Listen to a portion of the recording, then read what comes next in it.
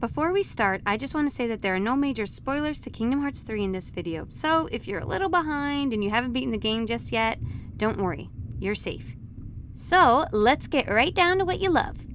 Kingdom Hearts 3 has been without a doubt the most anticipated game of the series so far. With over 5 million copies sold to date, it's pretty clear that our love for the series never really wavered, even after all these years of hiatuses. So what makes Kingdom Hearts so unique, and what makes us love it so much?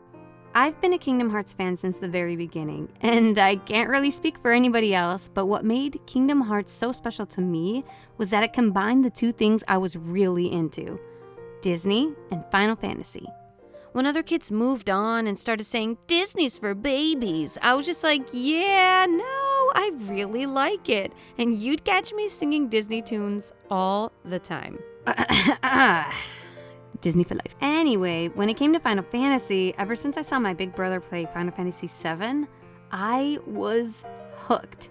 I played 7, 9, 10, 10-2, and there was a bit of a lull, 13, 13-2, and 15, and let me tell you, these games are just so moving. I love the worlds and the characters and just the overall fantasy of it all. So for me, Kingdom Hearts was the most exciting crossover I'd ever seen. Actually, probably the first crossover I'd ever seen ever. It was the early 2000s. Crossovers were just not something you'd see every day. For Kingdom Hearts to do what it did and combine the RPG feel of Final Fantasy with the magic and wonder that is Disney was enough for it to be a hit.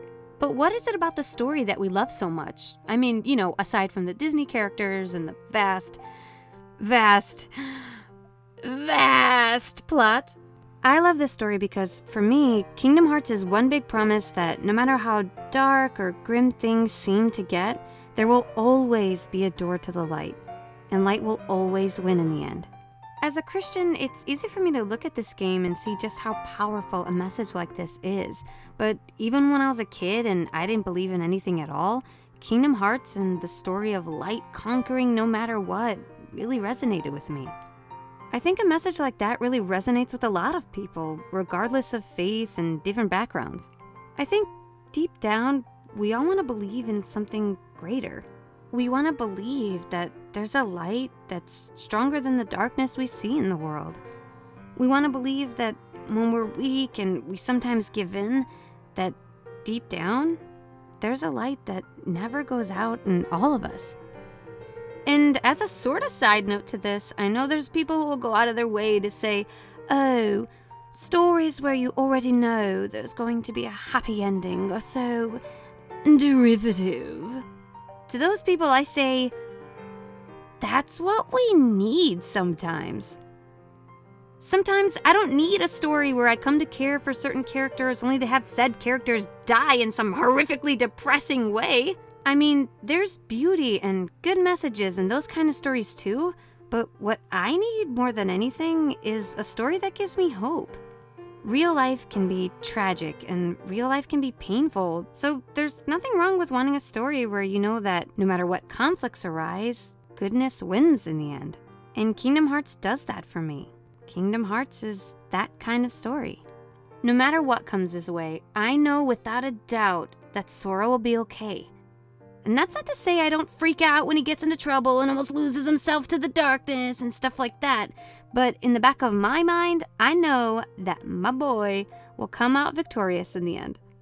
I finished Kingdom Hearts 3 February 10th of 2019, and I was just blown away by everything. It just reaffirmed my love for the game and all the games that came before it. I don't want to dive too deep into Kingdom Hearts 3 in this video because, I want to keep this spoiler free, so I'll just say that 9 out of 10, I freaking love Kingdom Hearts. So why 9 out of 10, you ask? You're a clever one for catching that. I like you. So I'm not even talking about technical things like camera angles or battle systems or anything like that, because I've been pretty forgiving about stuff like that because you gotta improvise and adapt and overcome or whatever. But what I am talking about is the story. For me, the only derivative thing that I found that I really didn't like is how female characters tend to be in Kingdom Hearts. They're always getting themselves kidnapped, or they need saving because they somehow can't save themselves, even though they spent all this time training and mastering their power to do just that. And I just, woof. Okay, if I keep going, I'm gonna go into spoilers here. So, okay, wait. Okay, I'm good. Anyway, basically, the only female character that isn't portrayed as needing a strong man to come save her is Larxene, and that's kind of sad, because, like, she can be so unnecessarily mean to, like, everyone. So I wish the only independent female character was, like, you know, nicer. At least her friends, you know? Like, I mean, if you could even call them her colleagues, you know? But that being said, I'm not necessarily angry at Tetsuya Nomura for writing females that way. It could be that the classic era of princesses and damsel in distress archetype is still widely popular, especially in Japanese entertainment, and it heavily influenced Nomura while writing a Disney-inspired game.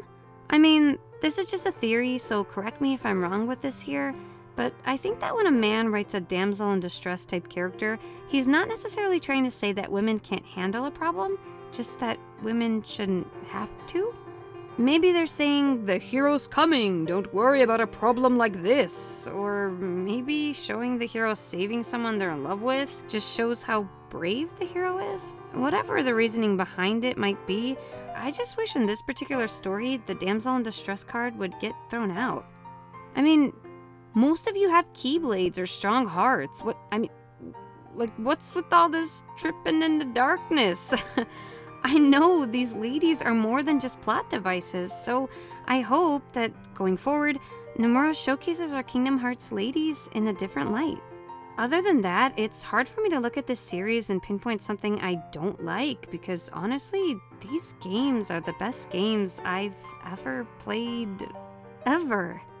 This series is lighthearted and fun, but then deep and moving when it needs to be, and Nomura blends and balances these different emotions very well.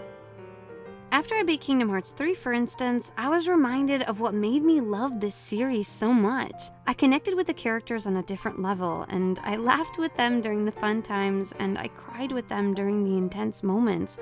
I mean, seriously, there hasn't been a game that's hit me with this many feels.